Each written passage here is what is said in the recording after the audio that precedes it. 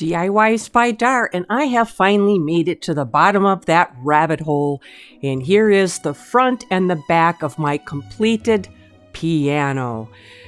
This is part of the Unique Antique Challenge hosted by Crystal from the Crafty Creech and co-hosted by Mara from Borderline Furniture. And we need to use some AI in creating our flips.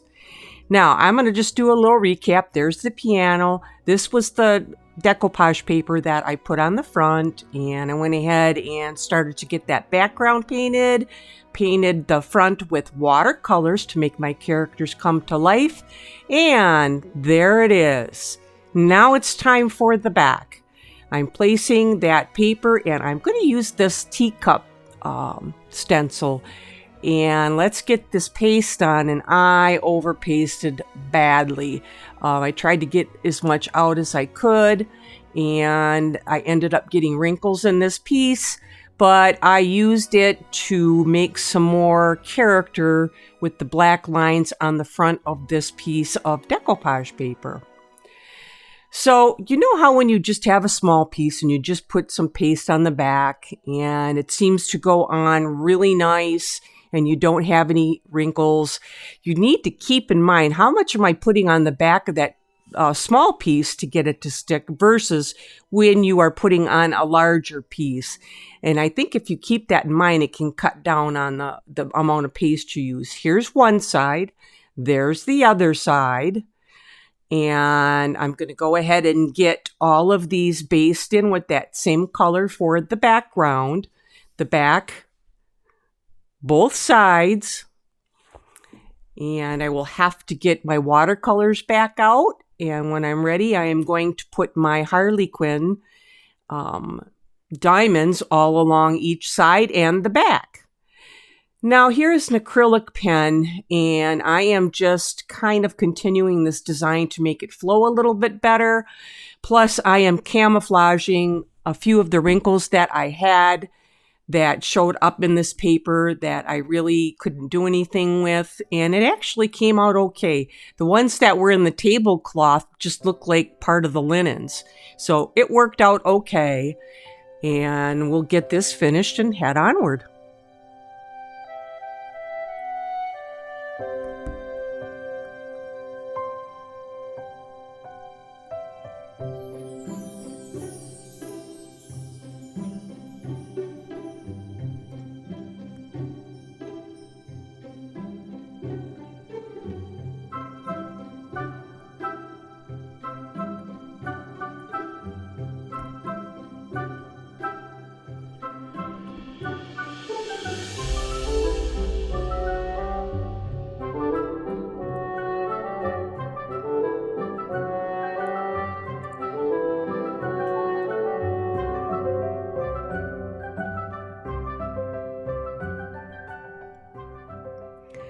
The back is completed. Now, the bottom. I did not like how the bottom bookshelf was looking. There was a space. I had to put a piece of molding in there and paint that and paint my new board. And I need to get this board inside there and attached. So I am going to have to bring out my new master, which is a staple and brad nailer. You can see the difference in the size of the nails I used. I needed those big ones to get through the bulk of that board to make sure that this was solid. I did caulk it around the corners. Always makes it look much nicer. And this is the time I'm going to go ahead and get my 2 coats of my black paint in there and let that dry. And while it's drying, on the piano portion, I needed to put I used weather stripping. It had a couple strips on here before it to help cushion them keys. And this is the rod that all those keys go on. And I could not fit it back underneath. I was distraught. I thought, what am I going to do? I'm going to have to pull this whole top off, which I did to get the keys back in. So if I would have been smart, I would have numbered these, but I didn't. But I got them back in order, and there is the missing key right there, the broken key. I need to make a key. I could not find a key. So I'm taking the key and just lightly putting some wax on it. And I'm putting some glue on the bottom and putting it in a container. It has to sit up off the bottom so my silicone can go underneath it to make a silicone mold. I am using Amy Howard silicone mold maker, 2-part AB 50/50. You need to let it dry anywhere from 8 to 24 hours. And I did measure this with water first to see how much I needed to fill that container. And I needed 3 cups total. So I put 1.5 cup in and then added another 1.5 cups to make 3. I almost used all of it out of those containers. So this mold better work. While that was setting up, I went ahead and did my teacups. It's dry. Ooh, it's wiggly. I need to cut this open, and I need to look at how you really cut these open nice because I really did a hack job. The bottom portion where the little prongs stuck out of the bottom made a hole in the bottom of that mold. I thought, I don't know how good this tape is going to hold on this silicone. Let's give it a try. Here's where I need that to go inside, and I am going to use my Let's Resin polyurethane resin, a 2-part resin, 50/50, with about a 10-minute cure. I have 2 cups, mark them A and B in case you need to pour some more, and just a little silicone mixing and pouring cup. A small bottle, I thought I could try to get the solution inside this mold. Once I got it in there, here was my mistake. I put this weighted thing on the top of it, and I think I squished too much out because you need to wrap these molds. This is the first time I've done this. Look at what I made. Horrible. Just horrible. No prongs on the end.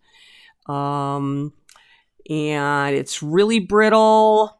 You can just snap it right off. This is not going to work. So, round 1.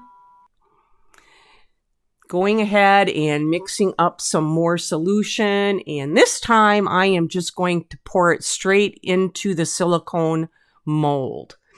I really filled it. I kind of got lucky the way I cut it. It kind of just skimmed over the top, and most of the piano key was on the bottom. I need to research how to make better silicone molds if I have to make one, but I've never done this before. So we'll see if this time, if it works out. You can see I really filled it. It's leaking out. While I'm waiting for that to dry, I have a silkscreen stencil in Flora from Bells and Whistles from Dixie Belle, and I need this big rose. I've cut these apart, and they're sticky on the back. And it's like a screen. So they give you a little bit more detailed design. And I prefer to use chalk paints on these so you can wash these out. Wash them out right away. You can reuse them up to 10 times. I would say longer. They just lose their sticky on the back. And I did greens and some pinks. I didn't have any red. And when you pull it off, you're going to get a quite detailed design. And you can see that real black area. Well, I didn't press hard enough. So you get one shot at it. Here I am opening up my mold, and it's looking good. It looks like a piano key. Oh my, this is looking pretty good. Once I got that out and inspected it, my little tines to hold onto that rod were not the best, but they were enough to hold it. And you see how I was short? See where that right about in the middle, you can see like the liquid coming down. Round 3. I'm going to mix up some more resin here, and I'm just going to fill that little area that was lacking to give it more strength. And then I knew it would be perfect. Back to the back side of my piano, I finished my roses on the bottom, and I had to rip that front off, although it pained me severely. There it is, sitting on the top of my piano. See the big holes? I had to fill those now and redo that whole front after I put the piano keys back in. Am I at round 4? I don't know. I forgot how many rounds. This time I have some acetone here. And I'm going to use another Amy Hauer product called Woodcast.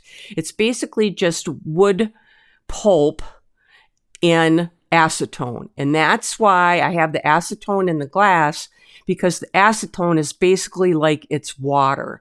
It dries out really quickly. You need to throw it in there to keep it moist. And what I can say about using it, it's almost like plug, press down, and smear. That's the best way to use this, but you can use it on a lot of different things.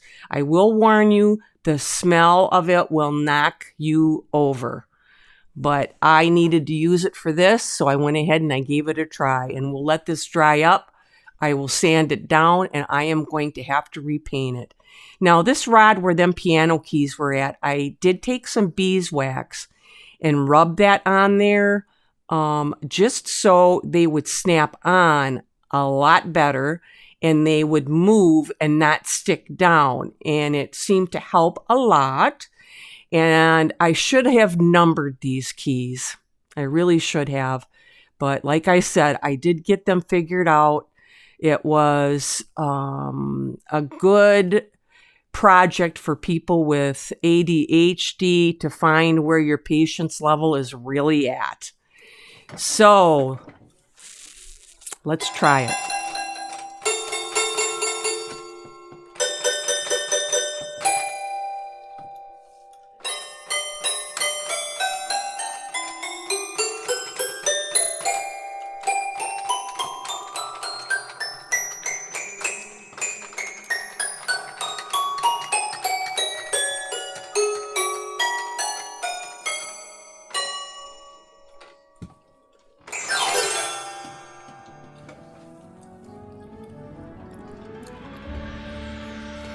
Well, I have to repaint both ends on that piano, and I'm to the back with some clear wax, and I'm putting that on. I have already put 2 coats of top coat all over on this piece. Now I am adding some brown wax on top of that clear wax, and it's going to give me that little darkness around that edge, which I was looking for. That's what I wanted. My key, can you tell which one I made? And there's my little end where I had to do the repair. Now, remember that piano when I started, 1960s child's piano. And here it is now, all set to go as a rolling bookshelf bookcase, and it rolls fantastic.